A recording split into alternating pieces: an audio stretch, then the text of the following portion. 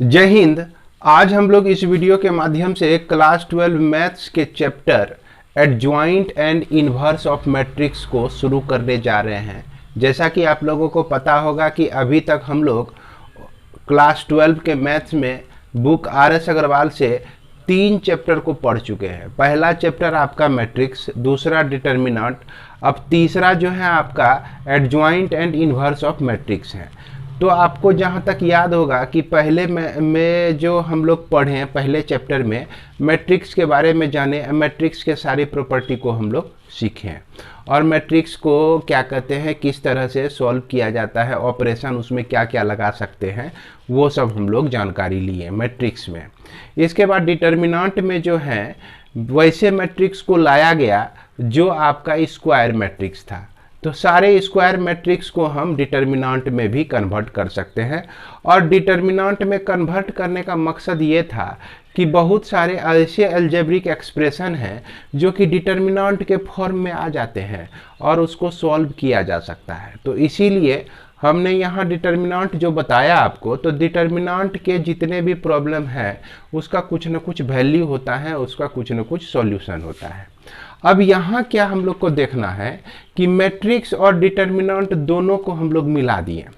कहीं हम लोग मैट्रिक्स का प्रॉपर्टी यूज कर रहे हैं और कहीं डिटर्मिनेंट का प्रॉपर्टी, और सावधानी रख के यूज करेंगे। ऐसी बात नहीं कि कहीं भी डिटर्मिनेंट लगा दिए कहीं भी मैट्रिक्स लगा दिए। तो थोड़ी मोड़ी सावधानी बरतते हुए और हम अपने कुछ एक्सप्रेशन को या कुछ ऐसे अलजेब्रिक एक्सप्रेशन को सॉल्व करेंगे जो कि इस दोनों के मिले हुए प्रॉपर्टी के अनुसार ही काम करता है ना। कहने का मतलब ये समझिए कि अलजेब्रा में कोई रूल है और उस रूल को फॉलो कर रहा है, उस रूल को एक्सप्लेन ये भी कर रहा है। कौन कर रहा है? डिटर्मिनेंट और मैट्रिक्स दोनों मिलके।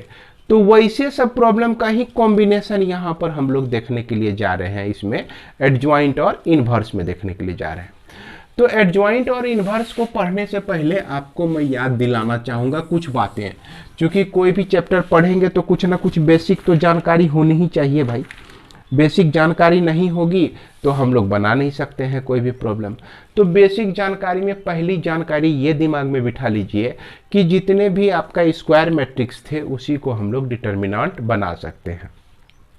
और उसके बाद डिटर्मिनेंट में आप लोग पढ़े माइनर और कोफैक्टर, है ना। तो यहाँ पर हम एक एग्जाम्पल लेते हैं और माइनर और कोफैक्टर को बढ़िया तरीके से फिर से समझने की कोशिश करते हैं, क्योंकि यहाँ पर सारा खेल जो है आपका माइनर और कोफैक्टर पर ही है।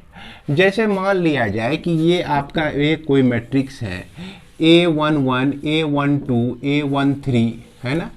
चलिए 3x3 का ही ले लेते हैं, A21, A22, A23 और यह A31, A32 और A33, इस तरह से लेते हैं। अब हमको यहाँ पर याद होगा आपको कि A11 का माइनर हम लोग क्या लिखते हैं। तो A11 का जो माइनर होता है, माइनर, इसके माइनर को हम लोग M11 से डिनोट करते हैं।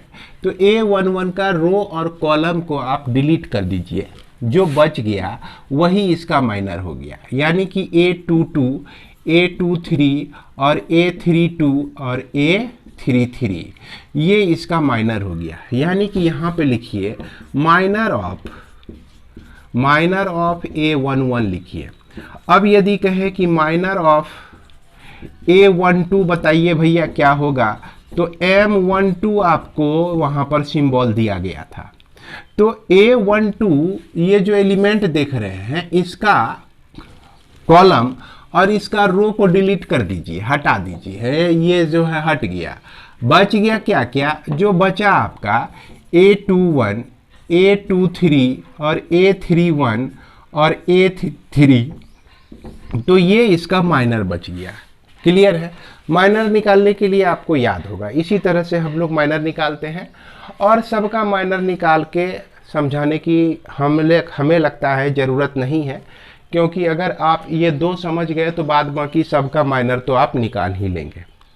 अब रही बात कोफैक्टर की, तो यहाँ पर हम लोग इसको भी समझें कि कोफैक्टर ऑफ A11 को हम लोग डिनोट करते हैं A11 से, कैपिटल A11 से डिनोट करते हैं। और माइनर और कोफैक्टर में बस इतना ही अंतर होता है कि यहाँ इसके पहले जो है -1 ले लीजिए।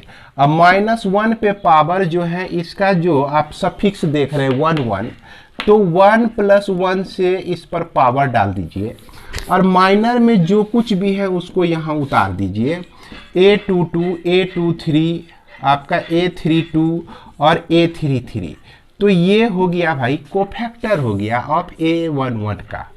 अगर हम कोफैक्टर है ना निकालें A12 का लिखें तो इसको हम सिंबॉलिकली डिनोट करेंगे, A12 लिखेंगे। कोफैक्टर ऑफ A12 को इतना बड़ा बार बार नहीं लिखकर इसको छोटा सा सिंबल से डिनोट करेंगे और इसको हम लोग पढ़ लेंगे क्या भाई, कोफैक्टर ऑफ A12, यानी कि यहाँ वाला जो एलिमेंट है इसका हम लोग कोफैक्टर निकाल रहे हैं। तो कोफैक्टर में क्या करते हैं कि पहले -1 लिखते हैं और इसमें 1 और 2 को ऐड कर दिए, 1 + 2 को ऐड कर दीजिए। फिर 1 2 A12 का जो माइनर है उसको लिख दीजिए, A21, A23, अब A31 और A33।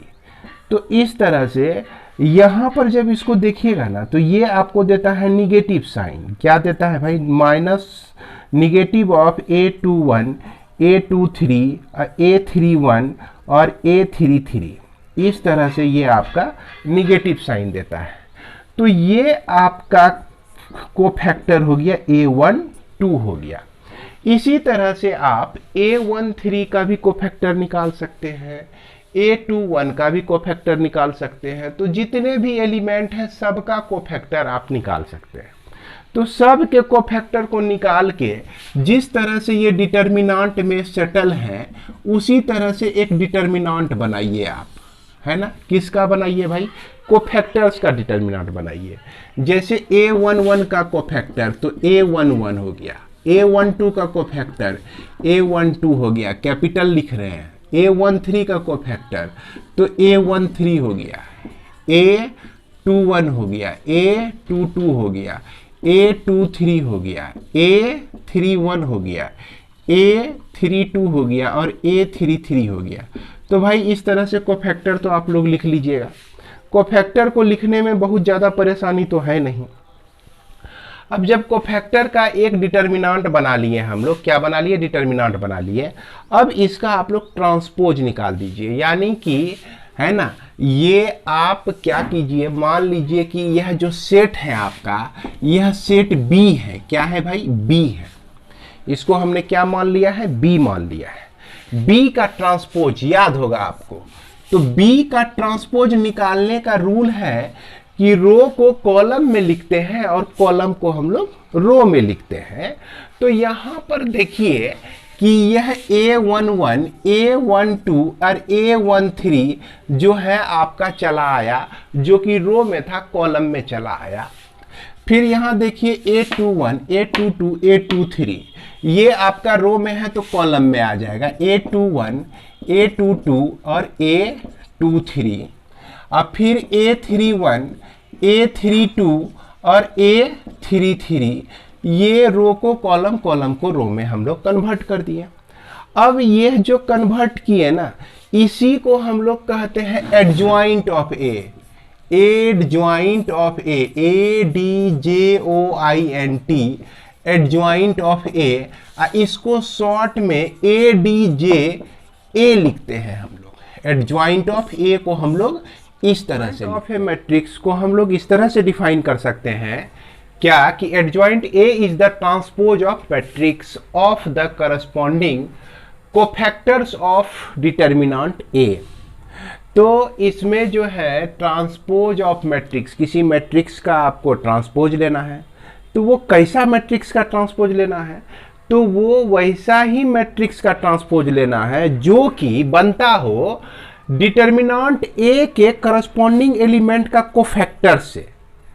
कोफैक्टर से जो मैट्रिक्स बना और फिर उसका हमने ट्रांसपोज कर दिया, तो वो आपका बन जाता है एडजॉइंट ऑफ ए मैट्रिक्स बन जाता है। इसको हम मैथमेटिकली इस तरह से डिफाइन कर सकते हैं कि जैसे मैट्रिक्स को हम लोग किसी भी मैट्रिक्स, जनरल मैट्रिक्स को ए I J N by N से डिनोट करते हैं इस तरह से, तो यह एक मैट्रिक्स है be an matrix of order n and let aij is the cofactor of element aij का कोफैक्टर हम प्राय कैपिटल लेटर ए से डिनोट करते हैं। ये आपका हो गया इसका कोफैक्टर। अब यहां पर क्या कहता है कि the adjoint of matrix A is given by A D J of A equal to A J I. अब यहां पर देखिए ए जे आई हम लिख दिए, तो इसका मतलब हुआ कि जो रो में था वो कॉलम में चला आया, जो कॉलम में था वो आपका रो में चला गया। ए आई जे लिखने का मतलब यही हुआ, क्योंकि ए आई जे जो है आपका, ए I J small A I जे का कोफैक्टर है, तो कोफैक्टर का एक मैट्रिक्स हम लोग बनाए और उसका हम लोग ट्रांसपोज कर दिए, तो वही आपका हो जाता है एडजॉइंट ऑफ ए, जिसको n बाय n के फॉर्म में आप लिख सकते हैं। इस तरह से हम लोग इसको डिफाइन के बाद हम लोग ये समझ लेते हैं कि सिंगुलर मैट्रिक्स किसको कहते हैं, सिंगुलर मैट्रिक्स किसको कहते हैं और नॉन सिंगुलर मैट्रिक्स किसको कहते हैं। SINGULAR सिंगुलर मैट्रिक्स किसको कहते हैं। अब यहाँ पर देखिए थोड़ा सा ध्यान दीजिएगा, यहाँ दोनों जगह मैट्रिक्स बोला है, तो इसका मतलब A equal to A I J N by N is a matrix है। और हम जान रहे हैं कि यह जो आपका मैट्रिक्स होता है हमेशा स्क्वायर मैट्रिक्स होता है, और यहाँ पर ऑर्डर n हो, जो कुछ भी हो। अब यहाँ पर हम ऐसा करते हैं कि यह जो आपका मैट्रिक्स बना हुआ है इसको हम लोग डिटर्मिनांट के फॉर्म में लिखते हैं। डिटर्मिनांट के फॉर्म में हम लोग लिखते हैं m इंटू n के फॉर्म में। अब इसका जब वैल्यू निकालते हैं, अगर डिटर्मिनांट a का वैल्यू जो है 0 आ जाता है, सॉल्व करने के बाद 0 आ जाता है, तब इसको हम लोग इस a को, है ना, ये a जो है, तो इस कंडीशन में देन a इज कॉल्ड, तब इस a को हम लोग कहते हैं सिंगुलर मैट्रिक्स। क्या कहते हैं भाई, सिंगुलर मैट्रिक्स कहते हैं। नाम पड़ेगा सिंगुलर ही, नाम पड़ेगा सिंगुलर मैट्रिक्स, लेकिन इसका जांच कैसे करते हैं हम लोग, इसको डिटर्मिनांट में कन्वर्ट करके हम लोग जांच करते हैं। अब यदि ऐसा हो जाए कि यह जो a का डिटर्मिनांट है नॉट इक्वल टू 0 हो जाए, तो नॉट इक्वल टू 0 के कंडीशन में then a is called non singular matrix, non singular matrix. तो इसको हम लोग नॉन सिंगुलर मैट्रिक्स कहते हैं। तो यहाँ तक तो ये छोटी मोटी बात में आपको दिक्कत नहीं होनी चाहिए, उम्मीद करते हैं। और एक चीज़ जो हम बताएंगे आपको कि इन्वर्टिबल मैट्रिक्स हम लोग किसको कहते हैं। इन्वर्टिबल मैट्रिक्स जो होता है, ऐसा कोई मैट्रिक्स जिसका इन्वर्स एग्जिस्ट करता हो, तो उसी को हम लोग इन्वर्टिबल मैट्रिक्स कहते हैं। तो यहाँ सिंगुलर और नॉन सिंगुलर बताने का पर्पस ये है मेरा कि सिंगुलर मैट्रिक्स जो भी सिंगुलर मैट्रिक्स होगा वो इन्वर्टिबल मैट्रिक्स नहीं होगा। क्यों भाई, क्योंकि इसका इन्वर्स एग्जिस्ट नहीं करता है। कोई ऐसा मैट्रिक्स है और उसका डिटर्मिनेंट निकाल के हम देखते हैं, अरे वो 0 आ गया, तो क्या कहेंगे कि उसका इन्वर्स एग्जिस्ट नहीं करता है। अब कोई ऐसा मैट्रिक्स दिया गया है ना, स्क्वायर मैट्रिक्स ही होगा, और उसके बाद उसके क्या कहते हैं डिटर्मिनेंट में उसको लिखें हम लोग, और डिटर्मिनेंट में लिखने के बाद वह 0 नहीं आता है, तो वैसे मैट्रिक्स जो है नॉन सिंगुलर होते हैं, जिसका इन्वर्टिबल मैट्रिक्स जो है, जो इन्वर्टिबल मैट्रिक्स होता है, यानी कि उसका इन्वर्स जो है एग्जिस्ट करता है। इन्वर्टिबल मैट्रिक्स को भी एक लाइन देख लीजिए। तो इन्वर्टिबल मैट्रिक्स को हम लोग इस तरह से डिफाइन कर सकते हैं कि ए नॉन जीरो या non singular square matrix A, non singular तो समझ में आ रहा होगा कि non singular square matrix A of order n is said to be invertible matrix if there exists a square matrix B of order n। एक ऐसा matrix exist करे B जो कि ऑर्डर n का ही हो और इस प्रकार से हो कि a इंटू बी और b इंटू ए कर दें, यानी को दोनों का प्रोडक्ट जो है आपका यह मिल जाए, यूनिट मैट्रिक्स मिल जाए। अगर मान लीजिए कि यह 3/3 ऑर्डर का है A, तो B को भी 3/3 ऑर्डर का ही होना होगा और यहाँ जो I होगा आपका, यह आपका हो जाएगा 3/3 ऑर्डर का ही। कहने का मतलब कि 1 0 0 0 1 0 0 0 1 ये जो मैट्रिक्स हो गया आपका यूनिट मैट्रिक्स हो गया, जैसा कि आप लोगों को पता होगा, शुरू के डेफिनेशन में ही हमने इसको डिस्कस किया था। और यहाँ पर एक चीज़ जान लीजिए कि आपने पिछले चैप्टर में इन्वर्स ऑफ मैट्रिक्स को भी निकाला है। वहाँ पर हम लोग इन्वर्स ऑफ मैट्रिक्स जो निकालते थे ना, एलिमेंट्री ऑपरेशन का उपयोग करके निकाले हुए थे। अब जो है एलिमेंट्री ऑपरेशन जो है थोड़ा बहुत ज़्यादा कॉम्प्लिकेटेड हो जाता था, उसमें ज़्यादा सोचना पड़ता था। अब यहाँ पर आपका क्या होगा कि आपको एक प्रोसेस दे दिया जाएगा, अब उस प्रोसेस पे आप चल लीजिए, है कि नहीं, उस प्रोसेस पे आप चलिए, मल्टीप्लाई डिवाइड जो भी करना है, अलजेब्रिक ऑपरेशन जो भी करना होगा कीजिए और उसके बाद ऑटोमेटिक आपको इन्वर्स ऑफ मैट्रिक्स मिल जाएगा। क्लियर है? तो उसी एवज में हम लोग यहाँ पर इन्वर्टिबल ऑफ मैट्रिक्स को फिर से पढ़ने जा रहे हैं, यानी कि यहाँ पर A का जो इन्वर्स हो गया, यहाँ पर B को हम कहेंगे B इज द, है ना, B is the inverse of A। It means that is A inverse equal to B हम लोग कह सकते हैं। एडजॉइंट को जान लेने के बाद इसमें जो सबसे इंपॉर्टेंट थ्योरम जो है आपका ये है कि if A is the square matrix of order n then prove that A into adjoint A, adjoint A into A equal to determinant A into I होता है। तो इस थ्योरम को प्रूव करने से पहले मैं आप लोगों को एक प्रॉपर्टी डिटर्मिनेंट का याद दिलाना चाहूँगा कि अगर डिटर्मिनेंट में कोई भी रो या कोई भी कॉलम के साथ किसी दूसरे रो या दूसरे कॉलम के कोफैक्टर से मल्टीप्लाई किया जाए तो वह वैल्यू जो होता है आपका 0 हो जाता है। याद कीजिएगा, इसको जब हम लोग इसमें अप्लाई करेंगे तो ये और अच्छे तरीके से आप लोगों को समझ में आएगा। तो क्या होता है, किसी रो या किसी कॉलम का जो एलिमेंट है आपका, उसके साथ हमने मल्टीप्लाई कर दिया क्या, किसी दूसरे रो या कॉलम के कोफैक्टर के साथ। अगर हम ऐसा करें कि किसी रो का जो एलिमेंट उठाएं और उसी रो के एलिमेंट के कोफैक्टर से मल्टीप्लाई कर देते हैं तो उस डिटर्मिनेंट का वैल्यू निकल जाता है।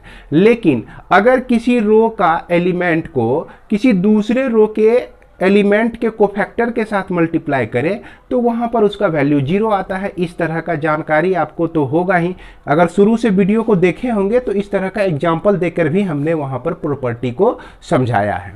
तो बच्चों इसी के लिए हम क्या करते हैं, यहाँ पर एक जनरल वे में, यहाँ पर आप चाहें तो 3/3 ऑर्डर का भी कोई मैट्रिक्स ले सकते हैं और 4/4 ऑर्डर का भी ले सकते हैं, लेकिन यहाँ हम एक जनरल कंसीडर करते हैं किसी मैट्रिक्स को।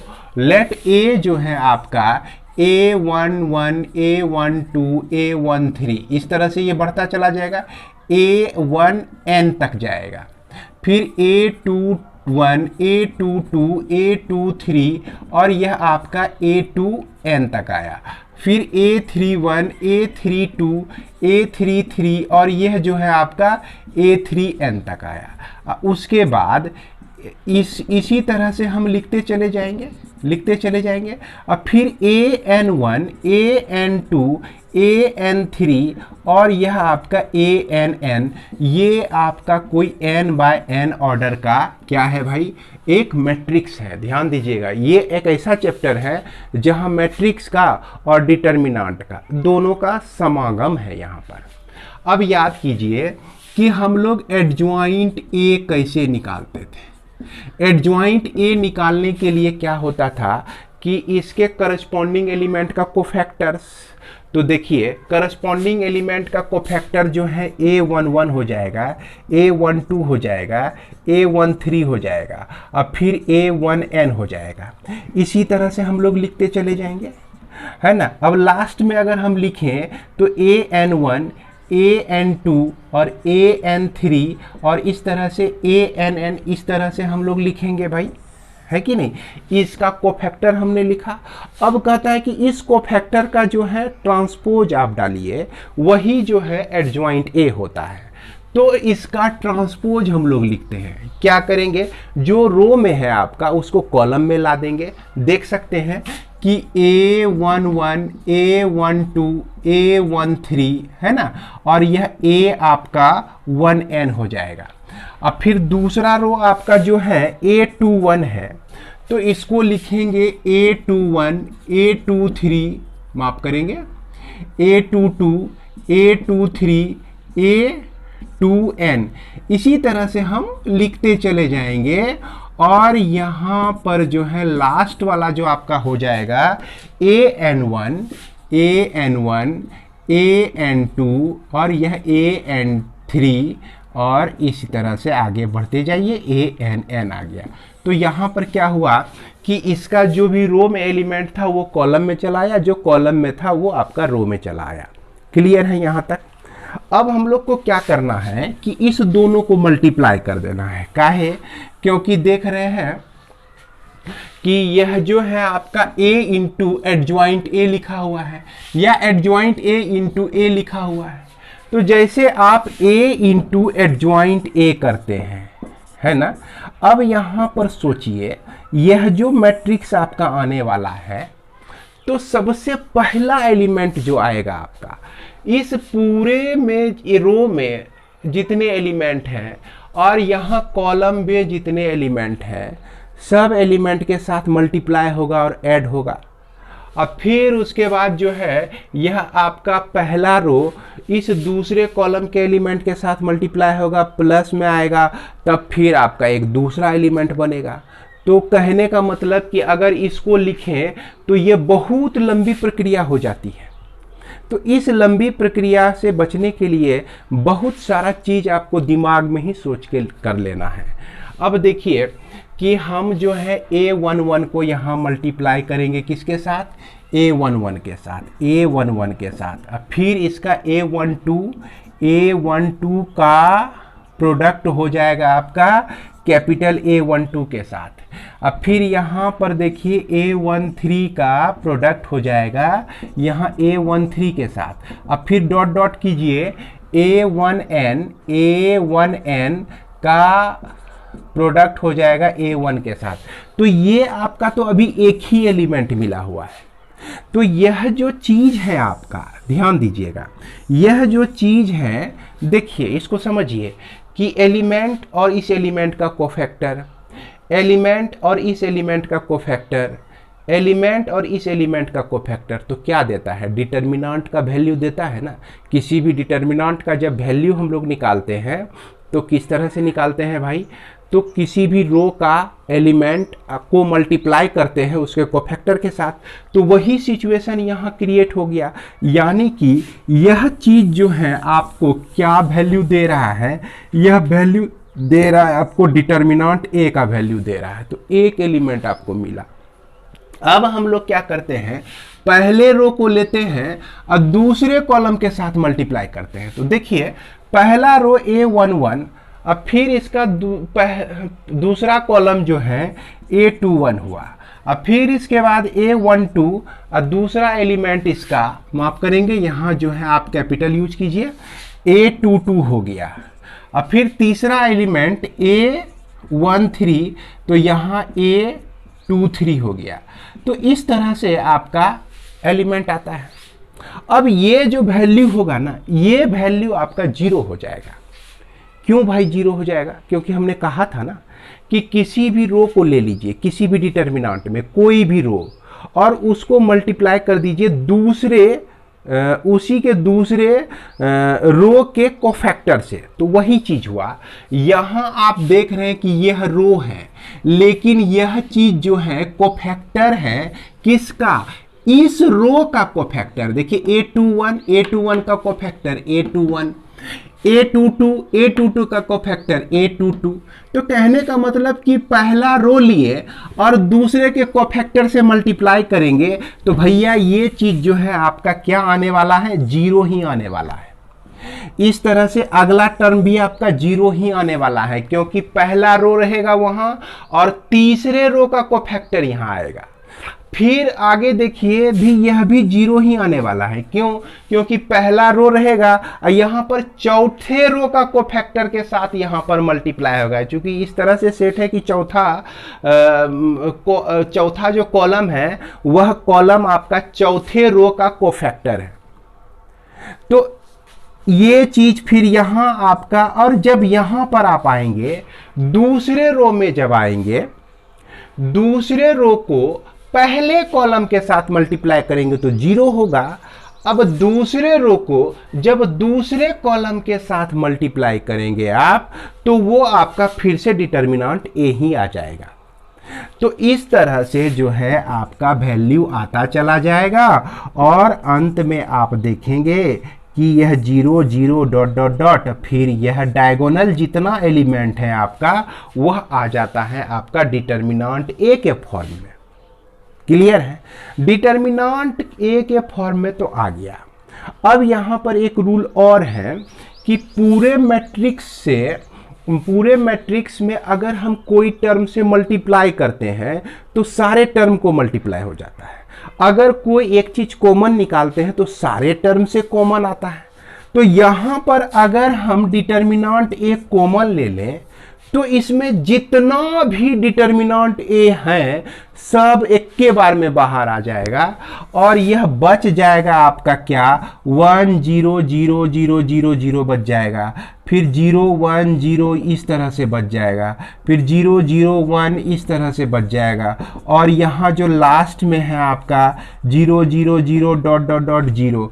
यानी कि यह आपका एक मैट्रिक्स मिलता है जो कि यूनिट मैट्रिक्स होता है, जिसका ऑर्डर जो होता है यह आपका n होता है। क्या होता है? n होता है।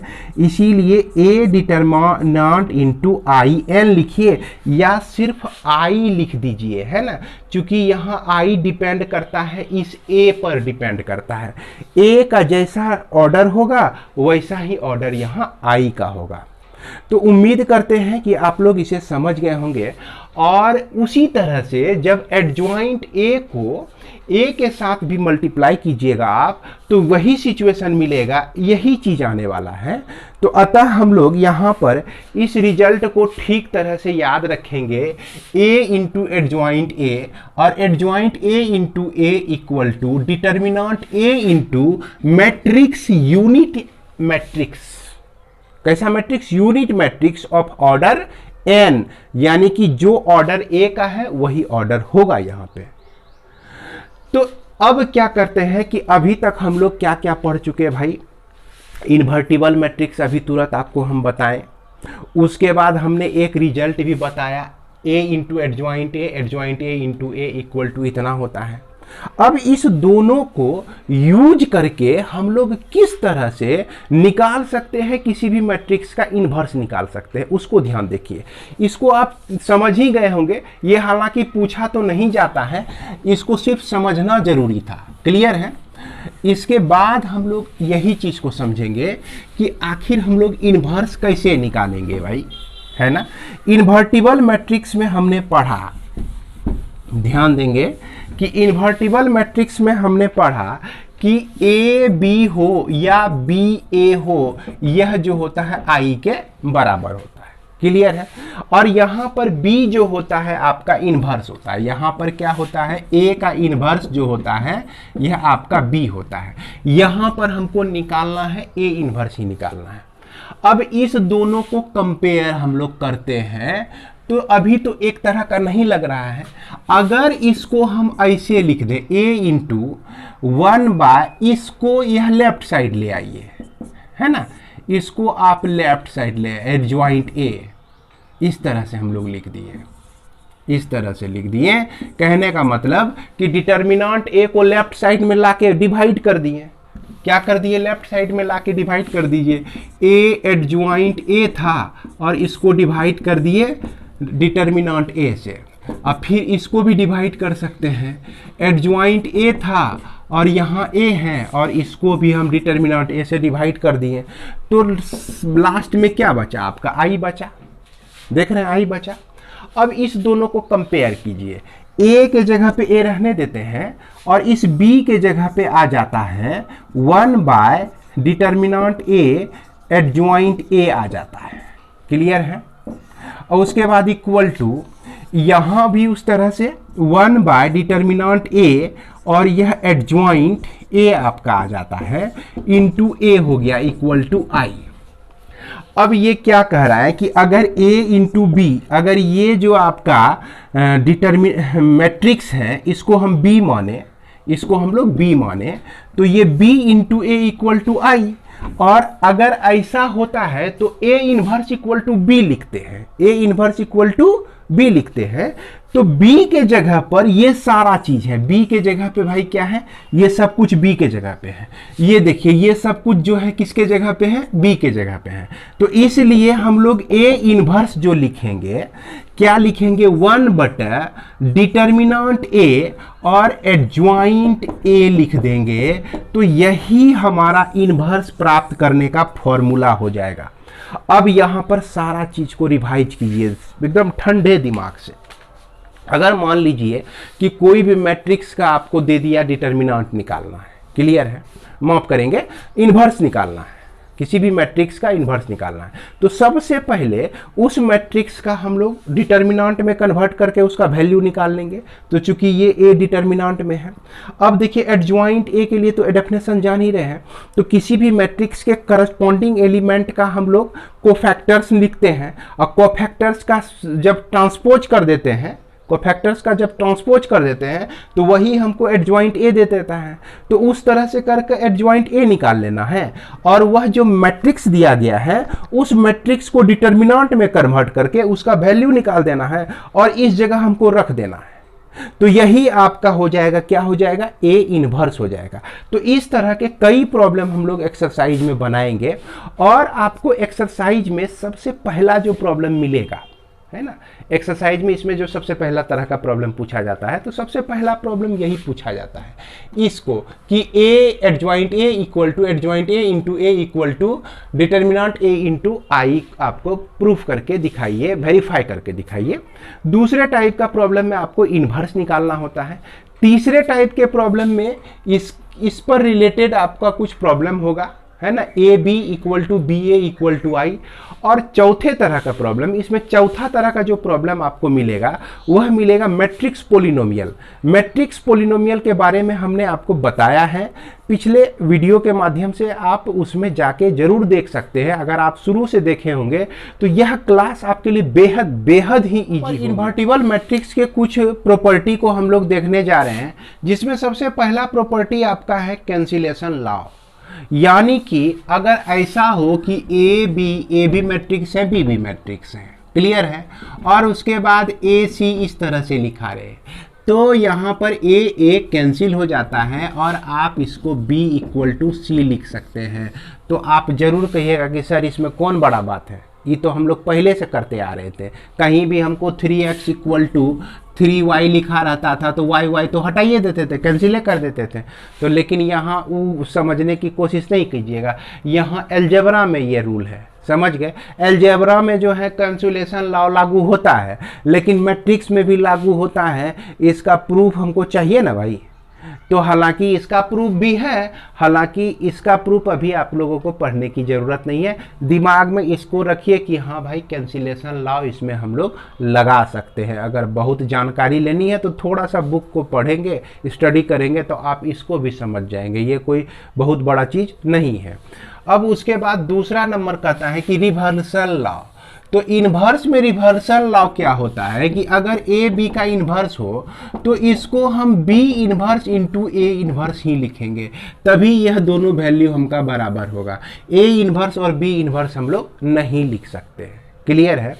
इसके बाद अगर ऐसा हो, तीसरा नंबर कहता है कि अगर ए का ट्रांसपोज आप निकालें, ए का ट्रांसपोज निकाल के तब इसका इन्वर्स निकालते हैं, या नहीं तो ए का इन्वर्स निकाल के तब इसका ट्रांसपोज लिखते हैं, तो दोनों बात बराबर ही है ना। ऐसे भी समझ में आ रहा होगा कि ये बहुत हल्का हल्का टॉपिक है, इसको समझना बहुत भारी बात नहीं है। इसके बाद चौथा नंबर आपका कहता है कि अगर ए जो है इन्वर्टिबल हो, इन्वर्टिबल कहने का मतलब कि ए का इन्वर्स एग्जिस्ट करे, ए जो है हमारा नॉन सिंगुलर हो और यह सिमेट्रिक भी हो। कैसा हो भाई? सिमेट्रिक भी हो। तो सिमेट्रिक का रूल तो आपको पता है कि अगर ट्रांसपोज हम करते हैं तो वो सेम चीज आ जाता है, यानी कि ए इक्वल टू अगर ए का ट्रांसपोज करें तो फिर वह ए ही मिल जाता है। तो वैसे स्थिति में वो क्या होता है? सिमेट्रिक होता है। तो ए इन्वर्स भी जो होगा ना, यह भी आपका सिमेट्रिक होगा।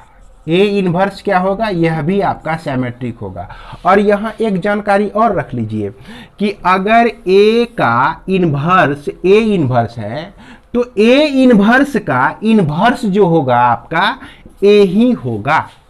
क्लियर है? यह भी इसका यूनिक है और यह भी आपका क्या हो जाएगा? सिमेट्रिक ही हो जाएगा।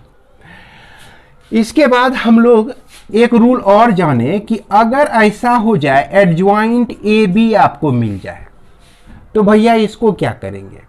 तो इसको जो है ना आप उसी तरह से रिवर्सल लॉ पर ही इसको आप बिठा सकते हैं कि यह जो है एडजॉइंट बी और इनटू एडजॉइंट ए लिख सकते हैं। उल्टा करके आप लिखिएगा तभी यह इसके बराबर होगा।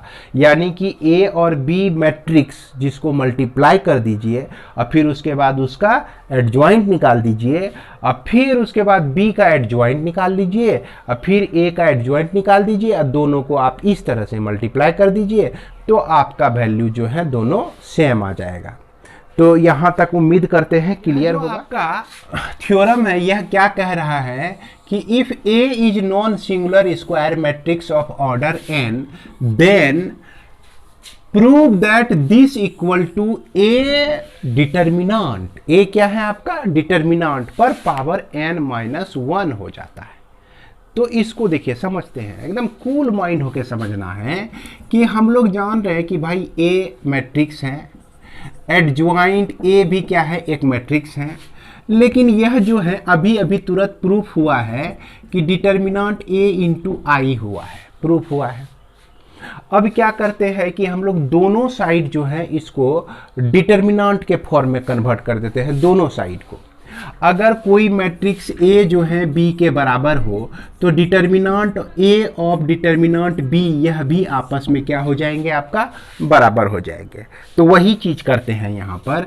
तो इसको हम लोग क्या कर दिए? डिटर्मिनांट में ले लिए, तो इसको भी हम लोग क्या करेंगे भाई? डिटर्मिनांट में ले लेंगे।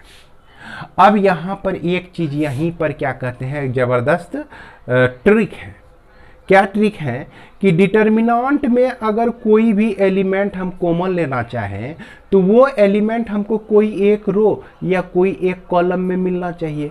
जैसे यहाँ पर समझिए, जैसे 2 6 यहाँ 4 है आपका और 1 5 6 है, तो यहाँ पर आप जो है ये डिटर्मिनांट में है तो 2 यहाँ पर कॉमन निकाल सकते हैं। किसी एक रो में 2 अगर सबका फैक्टर है तो कॉमन निकाल सकते हैं। तो ये 1 हो गया, 3 हो गया और यहाँ आपका 2 हो गया, 1 5 6 हो गया किसी एक रो या कॉलम में। अगर यही चीज आपका डिटर्मिनांट बन जाए, माफ करेंगे, यही चीज आपका क्या बन जाए? मैट्रिक्स बन जाए। तो मैट्रिक्स में क्या होता है कि हर एक एलिमेंट के साथ हमको कॉमन मिलना चाहिए तभी कॉमन निकाल सकते हैं। तो यहाँ पर हम 2 कॉमन नहीं निकाल सकते हैं। यहाँ पर 2 रहता, यहाँ पर 10 रहता, यहाँ पर 12 रहता, तब हम 2 कॉमन निकाल सकते थे। जैसे ही 2 कॉमन निकालेंगे तो क्या हो जाएगा? यह 2 हो जाए, यह 1 हो जाएगा आपका, यह 3 हो जाएगा, यह आपका 2 हो जाएगा, यह 1 हो जाएगा, यह 5 हो जाएगा, यह आपका 6 हो जाएगा। क्लियर है? लेकिन अगर यही चीज आपका डिटर्मिनांट में होता तो 2 पहले रो से भी कॉमन आता, 2 आपका दूसरे रो से भी कॉमन आता। क्लियर है? तो 2 पर पावर आपका n2 हो जाता है यहां पर। तो उम्मीद करते हैं ये समझ गए होंगे। तो अब क्या होता है कि जब इसको हम लोग तोड़ते हैं यानी कि इसको i को भी डिटर्मिनेंट के फॉर्म में कन्वर्ट करते हैं और a को भी डिटर्मिनेंट फॉर्म में है ये है, यानी कि a को जो है i से अलग करते हैं और यहां i जो है n/n ऑर्डर का है। कितना है ऑर्डर? n/n ऑर्डर का है। तो यह डिटर्मिनेंट a जो है इसमें कितने रो हैं? n रो हैं। यहां समझिएगा, i में जो है कितने रो हैं? n रो हैं। प्रत्येक रो से जो है हमारा a डिटर्मिनेंट कॉमन आ गया। तो पहले रो से a डिटर्मिनेंट एक कॉमन आया, फिर दूसरे रो से a डिटर्मिनेंट एक कॉमन आया। तो इस तरह से n बार, चूंकि n रो है इसमें, n times of determinant a जो है आपका कॉमन आ जाता है और यह जो है आपका a का डिटर्मिनेंट और यह एडजॉइंट a का डिटर्मिनेंट आपको इस तरह से मिलता है। अब चूंकि i आपका डिटर्मिनेंट में बदल गया, i से कितना भी मल्टीप्लाई कर दीजिए तो वह जो मैट्रिक्स होता है या डिटर्मिनेंट होता है, सेम डिटर्मिनेंट वही हमको प्राप्त होता है। तो इसलिए हम इसको a पर पावर n लिखकर और यह एडजॉइंट a लिख सकते हैं और इस a को इधर ला सकते हैं, भाग दे सकते हैं, डिवाइड कर सकते हैं। तो इसलिए a पर पावर जो है, a डिटर्मिनेंट पर पावर n-1 हो जाता है। तो हम लोग यहाँ पर जो है एडजॉइंट a का जो डिटर्मिनेंट है उसको लिखते हैं a पर पावर n-1 लिखते हैं। तो उम्मीद करते हैं कि यह जो प्रॉपर्टी है आप इसको समझ गए होंगे। अगर अभी भी आपको दिक्कत है तो थोड़ा सा एक बार पीछे करके आप फिर से एक बार सुनने का कोशिश कीजिए और पीछे के जितने भी प्रॉपर्टी आप पढ़े हुए हैं उसको रिवाइज कीजिए, तो निश्चित रूप से समझ में आ जाएगा। इसके बाद लास्ट एक प्रॉपर्टी हम लोग देखते हैं। लास्ट हमारा टॉपिक है क्या? If A is the non singular square matrix of order n then prove that this equal to this. ये चीज हमको प्रूव करना है। तो इसको जो हम लोग प्रूव करेंगे तो इसमें हेल्प लेंगे जो अभी जस्ट हमने जो प्रॉपर्टी को प्रूव किया है उसको भी हम लोग यूज करेंगे। तो अभी हमने पढ़ा कि यदि B कोई आपका स्क्वायर मैट्रिक्स हो तो B into adjoint B equal to determinant of B into I लिख सकते हैं। अब क्या किए कि हम इस B के जगह पर एडजॉइंट A को रख दिए। क्या कर दिए? B के जगह पर एडजॉइंट A को रख देते हैं। तो एडजॉइंट A को जैसे रखिएगा आप तो देखिए ADJ हो गया। अब फिर यहाँ पर ADJ हुआ, B के जगह पर एडजॉइंट A रख देना है आपको और उसके बाद इस B के जगह पर एडजॉइंट A रख दिए और इसके बाद यह I हो गया आपका। और यहाँ पर ध्यान दीजिए यह जो है आपका किस में है? डिटर्मिनेंट में है। ये भी मैट्रिक्स में है, अभी यह भी मैट्रिक्स में है। क्लियर है? कौन मैट्रिक्स में है, कौन डिटर्मिनेंट में है, ये तो समझ में आ रहा है। और ये जो एडजॉइंट A का जो डिटर्मिनेंट है तो अभी तुरंत प्रूफ हम लोग किए, यह A डिटर्मिनेंट पर पावर n-1 इंटू I होता है। तो इंटू यह I से फिर मल्टीप्लाई हो जाएगा तो आपका क्या हो जाएगा? I ही हो जाएगा, कोई फर्क तो पड़ता नहीं है। और इधर साइड में हम कर दिए क्या? A इंटू एडजॉइंट, अच्छा इसको अभी पहले लिख लेते हैं। एडजॉइंट A हमने लिख दिया और यह एडजॉइंट A लिख दिया हमने। अब क्या किए हम, चूंकि यह आपका मैट्रिक्स में है, लेफ्ट साइड में भी A कोई मैट्रिक्स से मल्टीप्लाई कर दिए और राइट साइड में A भी कोई मैट्रिक्स से मल्टीप्लाई कर दिए। तो यहां पर एक चीज ध्यान देना है कि ये वाला A और ये वाला A दोनों अलग अलग है। ये आपका मैट्रिक्स है और यहां आपका डिटर्मिनेंट है। इस चीज को ध्यान में रखिएगा। अब देखिए कि A और एडजॉइंट A को हम लोग क्या लिख सकते हैं? A एडजॉइंट A को या तो हम लोग A का डिटर्मिनेंट इंटू I लिख सकते हैं और फिर इसके बाद एडजॉइंट क्या हो गया आपका, a हो गया, इक्वल टू a पर पावर n-1 इंटू आई इंटू ए, तो क्या कहते हैं a ही हम लोग लिख देंगे। अब ये चूंकि डिटर्मिनेंट a जो है आपका राइट साइड में जाएगा और ये i से अगर इसको मल्टीप्लाई होगा तो इसको कोई इफेक्ट नहीं पड़ेगा और ये i खत्म भी हो जाएगा। तो इसीलिए एडजॉइंट a को इसको राइट साइड में ले जाकर जब लिखते हैं तो a डिटर्मिनेंट पर पावर n-2 इंटू आपका a मैट्रिक्स हो जाता है। ये क्या होता है भाई, मैट्रिक्स हो जाता है।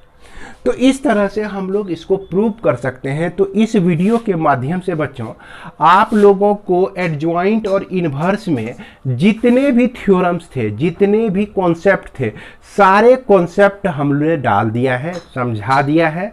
उसके बाद जब हम लोग प्रॉब्लम बनाना शुरू करेंगे तो थोड़ा थोड़ा कॉन्सेप्ट को डिस्कस करेंगे और उसके बाद प्रॉब्लम को बनाते चले जाएंगे। तो इसी बात के साथ इस वीडियो को विराम देते हैं। मिलते हैं हम लोग अगले वीडियो में। जय हिंद।